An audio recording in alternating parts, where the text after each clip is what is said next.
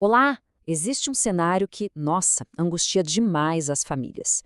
É quando a criança, de uma hora para outra, começa a resistir e muito à ideia de ir para a escola.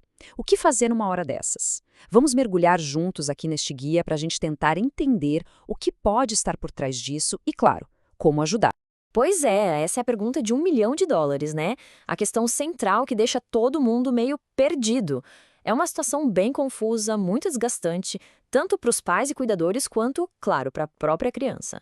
Mas a boa notícia é que existe sim um caminho para lidar com isso.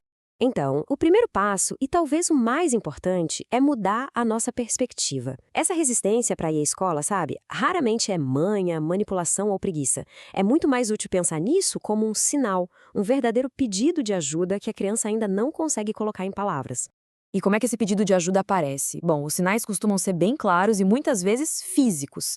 A gente está falando de um choro que parece que não vai acabar nunca, dores de barriga ou de cabeça que surgem assim do nada, aqueles pedidos insistentes para ficar em casa e, em alguns casos, até um pânico real na hora de sair. O corpo da criança está gritando alguma coisa. Então, o ponto central é exatamente este.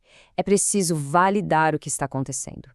Não se trata de um problema de comportamento que a gente corrige na base da dureza, mas sim de uma angústia que precisa de acolhimento. Entender isso é a virada de chave. É o primeiro grande passo. Certo. Se há um pedido de ajuda, a gente precisa investigar. O que será que esse medo está tentando dizer? Qual é a raiz dessa angústia que parece tão grande?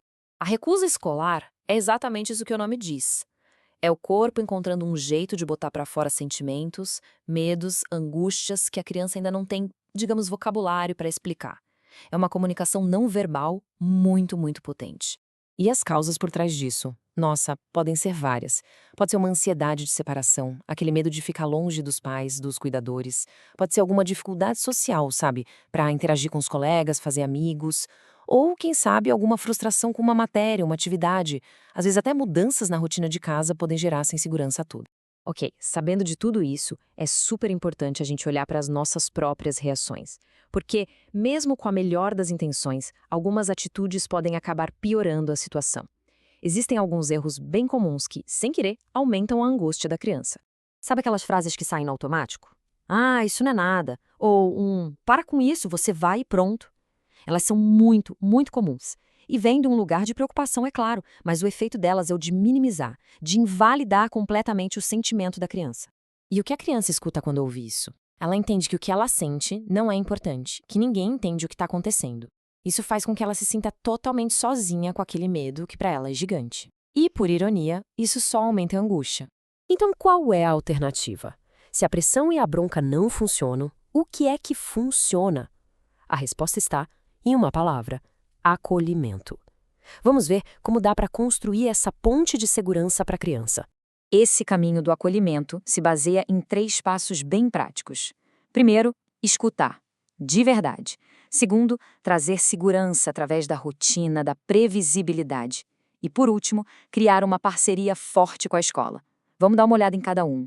A escuta começa com perguntas abertas, feitas com calma. Ao invés de chegar com um por que você não quer ir, que já soa meio como uma acusação, que tal tentar algo diferente? E olha, mesmo que a criança não responda com todas as letras, o simples ato de perguntar com interesse genuíno já mostra para ela que tem ali um porto seguro, um apoio. E aqui tem um ponto que é fundamental, viu? Acolher o sentimento não é a mesma coisa que ceder e deixar a criança faltar. O objetivo não é ajudar a criança a fugir do que ela teme, mas sim dar as ferramentas e a segurança para que ela consiga enfrentar esse medo. É validar o sentimento, mas mantendo o limite. O limite de que ir à escola é importante. E tudo isso nos leva ao nosso ponto final, que basicamente resume toda essa abordagem. A maneira como a gente lida com essa situação hoje tem um impacto gigantesco em como a criança vai aprender a lidar com o mundo lá na frente. Olhando para essa comparação, fica tudo mais claro, né? Quando a criança é forçada a ir, sem nenhum acolhimento, ela até vai, ela aprende a suportar, mas o medo fica guardado lá dentro e o custo emocional disso é altíssimo. Agora, quando ela enfrenta o medo com apoio, aí ela desenvolve coragem, ela ganha confiança e, o mais importante, ela aprende a lidar com os desafios do mundo. No fim das contas, a mensagem principal é essa. A escola é sobre aprender a viver em sociedade, a lidar com frustrações com alegrias. E a base para que a criança consiga fazer isso de um jeito saudável, bom, essa base se constrói com a nossa presença atenta, acolhedora, e não com a força da pressão.